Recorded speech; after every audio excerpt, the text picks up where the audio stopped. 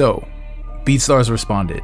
A head honcho over there watched my video and had some interesting things to say about my takes. I can honestly say, I was not expecting that. And hey, they haven't deleted my account yet, so maybe there's some hope for recompense. Anyways, Mike Trompy of BeatStars seems to think I'm way off here and he wants to set the record straight. So let's get into it. Now, context here is so important, so right off the bat, I have to let you know that this man Mike has a lot of respect for me. I genuinely believe that if everyone at BeatStars cared about producers as much as he does, it'd be a lot better place. Now, I'm a bit biased, but he's always had producers' backs, me included, and especially when it comes to publishing. And while I do have a bit of a gripe with BeatStars Publishing, we'll get to that in just a second. Now, Mike starts off by saying, "Yo bro, I hope all is well. I saw your video, thanks for making it and showing your concerns. I'd love to set up a call with you and our product team to go over your concerns. We 100% don't buy bots on our own platform and bots are an issue on every platform. We would love to show you how we're combating it. Most people do not see what we see, so I can see why you would speculate."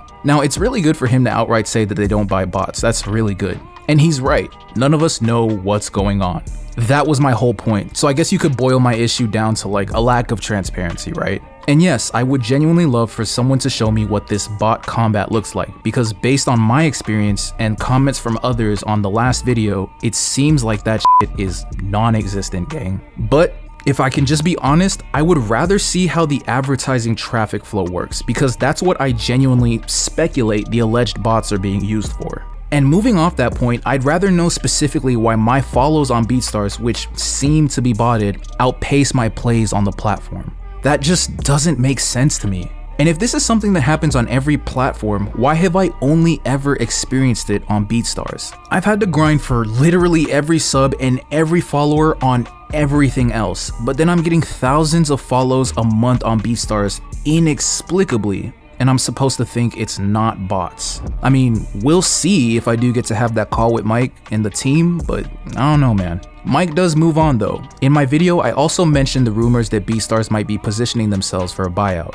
Mike's response to that point was, "Also, no one owns us. We are bootstrapped from day one, meaning we make our own decisions. Sony is a partner for publishing, a service you have praised me for in the past. Scroll up. But they do not own us. Abe is the CEO." That's a fair point, it's believable, and just like I did at the beginning of this video, I regularly praise the publishing service. It's fair, it's believable, but the rumor is out there. I didn't make it up, and I'm not gonna say that I wasn't thinking it too.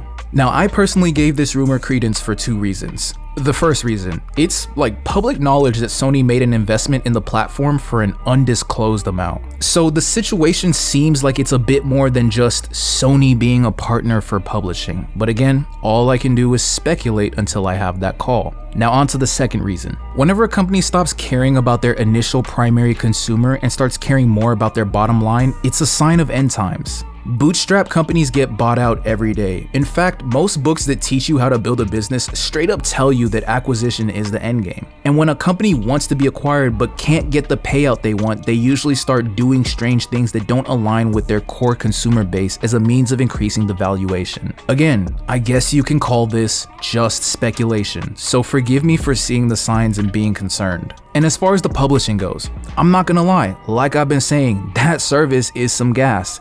It's led by Mike, and if there's one thing that man is passionate about, it's producers getting their due publishing. My only gripe here is that I was one of those initial people they invited to the program, but they never told me they were taking at least 20% off the top. Now, to be fair, I'm not sure why at the time I assumed that I would be getting 100%. I never really looked over anything, and I definitely didn't ask anybody. It's on me. It's a sort of you need to read what you're signing before you sign it type of deal. But it seems like it's something they could have just told me straight up, and I really just wish there was more transparency about the whole thing. All in all, I'm grateful for the service. It's been really helpful. I would just like to see a more kosher quality of practice, considering this is supposed to be a for producers by producers type of thing. Now, assuming he's down, I would really like to talk to Mike, because there was actually one thing that I mentioned in the video that was not addressed in his message. When he says, again, "I'd love to answer all this for you and make sure you have any clarity that you need, thank you."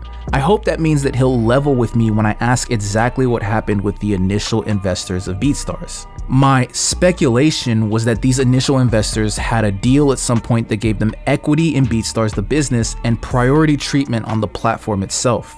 It gets tricky though.